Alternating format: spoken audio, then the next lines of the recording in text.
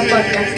Hoy vamos a hablar sobre una figura muy importante e intensa de la historia argentina, Juan Manuel de Rosas. Y vamos a enfocarnos especialmente en lo que fue su primer gobierno, entre 1829 y 1832.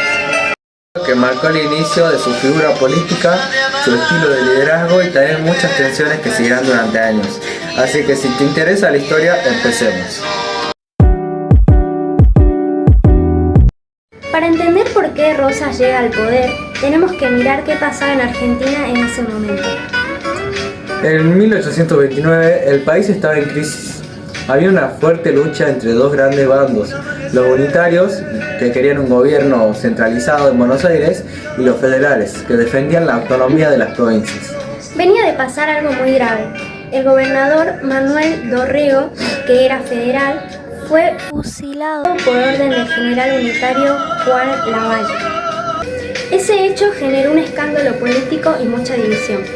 En ese clima aparece Juan Manuel de Rosas, un estanciero con mucho poder económico, gran influencia en el interior y una figura que empezaba a verse como una solución para frenar el caos. ¿Quién era Rosas?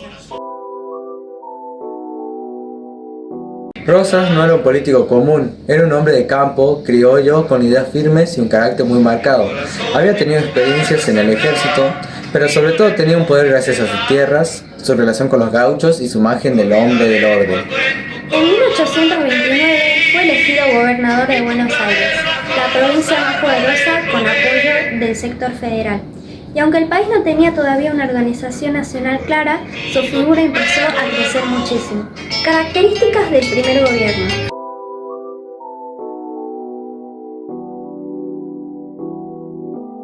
Algo que sorprende es que Rosas no aceptó las facultades extraordinarias que le ofrecieron. Eso quiere decir que no quiso tener ese poder absoluto. Decidió gobernar dentro de los límites legales con cierta prudencia. Eso lo diferencia de su segundo mandato, donde sí va a gobernar con un poder mucho más fuerte y autoritario. Durante este primer gobierno promovió el orden social y político, apoyó al federalismo, usó símbolos fuertes como el color rojo federal, las 66 cintas y las consignas patrióticas. Tuvo el respaldo de la Sociedad Popular Restauradora y era como una base de apoyo político y social. Aunque no ejercía represión directa, ya se notaban actitudes autoritarias. Se imponía el uso de ciertos símbolos, se castigaba a quienes no se alineaban con la causa federal y su imagen era muy dominante. Una de sus políticas claves fue el control de la frontera con pueblos originarios, organizado con la primera campaña al desierto en 1833, que ya estaba planificado desde el primer gobierno. Su estilo era muy personalista. Rosas no delegaba fácilmente y gobernaba con una idea muy clara de disciplina, jerarquía y obediencia. La figura de Rosas. Rosa era admirado por muchos y temido por otros. Para algunos era un héroe del orden, alguien que trajo estabilidad en un momento caótico. Para otros ya mostraba signos de autoritarismo. Era carismático, firme y tenía un gran manejo simbólico. Usaba el color rojo como forma de identidad. Promovía canciones, discursos y lemas que reforzaban su liderazgo. Se lo llamaba el restaurador de las leyes. Su forma de conducir era casi paternalista.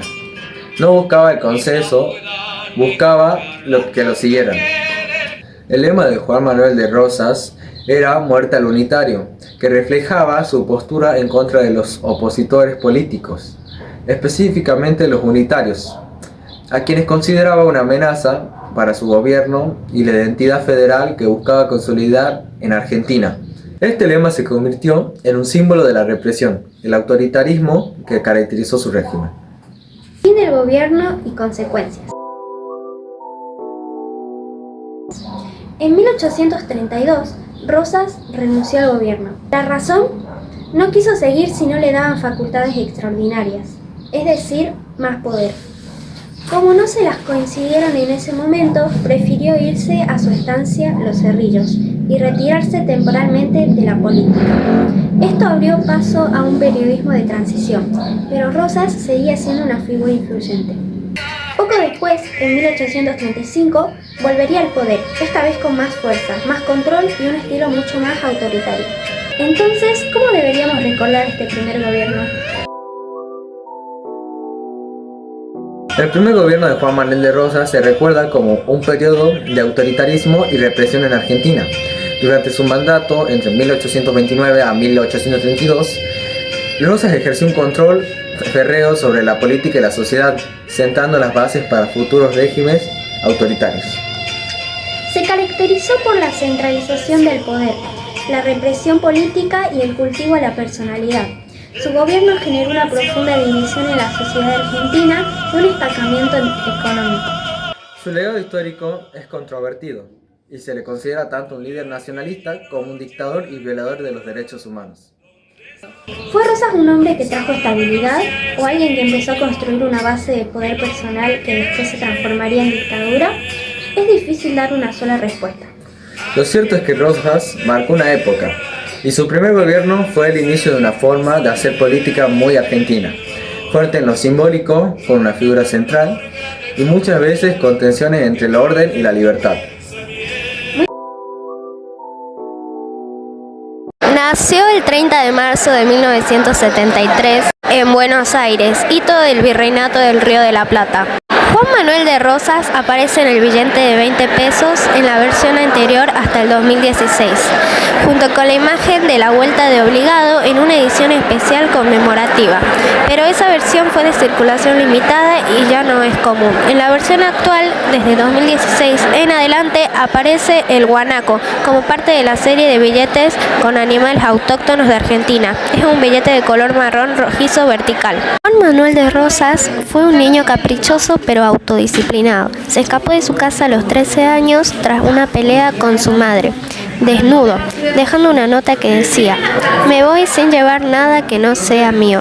Desde joven se formó en la vida rural y se convirtió en un experto administrador de estancias. Gobernante con sumas de poder. Ascendió al poder político tras el asesinato de Facundo Quiroga, asumiendo la gobernación de Buenos Aires en 1835 bajo la condición de recibir la suma del poder público, lo que lo convirtió en un mandatario con plenos poderes. Ejerció una dictadura disfrazada de federalismo entre 1835 y 1852, respaldado por el Partido Federal, su ejército privado y una policía secreta conocida como la Mazorca. La caída. Batalla de Caseros. Fue derrotado el 3 de febrero de 1852 en la Batalla de Caseros por Justo José de Urquiza, quien encabezó una alianza de provincias argentinas, Brasil y Uruguay. Tras la derrota, se refugió en la legación británica y luego partió al exilio en Inglaterra. Murió en Southampton en 1877, acompañado por su hija Manuela, o Manuelita, como él le decía. En su testamento estipuló que sus restos regresarían a Argentina solo cuando el gobierno reconociera sus méritos.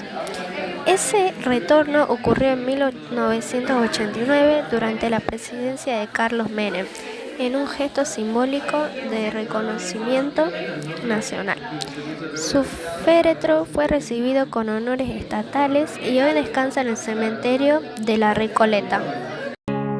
En sangre de un unitario empapé mi chiripá, pa' teñirlo bien de rojo y a la mazorca de entrar. Soy hombre de Juan Manuel y por él voy a pelear.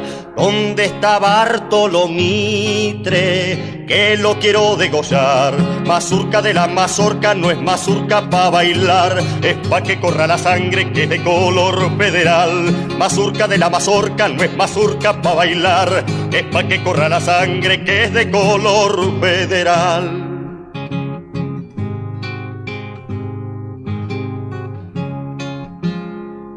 Cuando se mete cuchillo, brota sangre a borbotones, pa' eso es bueno andar de rojo que no se ven los manchones. Dicen que rojo es el diablo, pero ¿a quién van a asustar? Si Mandinga es unitario, también lo voy a degollar. Mazurca de la mazorca no es mazurca pa' bailar, es pa' que corra la sangre que es de color federal. Mazurca de la mazorca no es mazurca pa' bailar, es pa' que corra la sangre que es de color federal.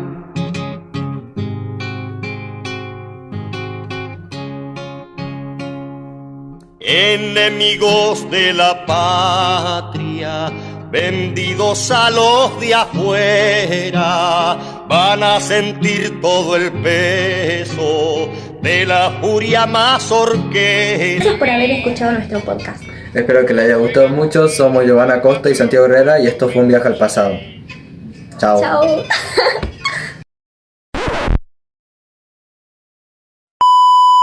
Un periodo que marcó el inicio. ¿Qué?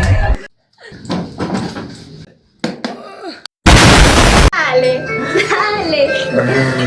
Ah, no, dale. 3.